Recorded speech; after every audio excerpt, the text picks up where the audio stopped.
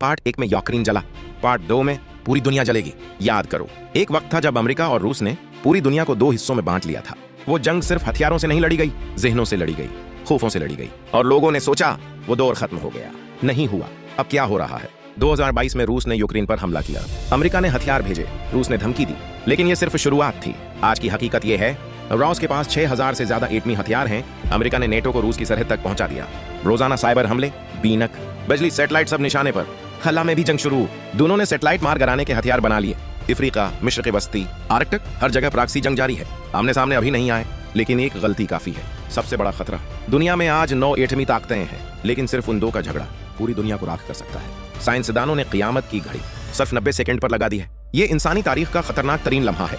पाकिस्तान का क्या बनेगा? और हम दरमियान में खड़े हैं। चीन हमारा दोस्त, अमेरिका के हम कर्जदार रूस हमारा नया साथी। जब ये 2 दीव लड़ेंगे, हम कहां खड़े होंगे? ये जंग मैदान में नहीं, ज़हनों में, स्क्रीनों में, खला में लड़ी जा रही है। क्या आप तैयार हैं? वर्ल्ड पॉलिटिक्स अपडेट सब्सक्राइब करें, क्योंकि पार्ट 3 आने वाली है।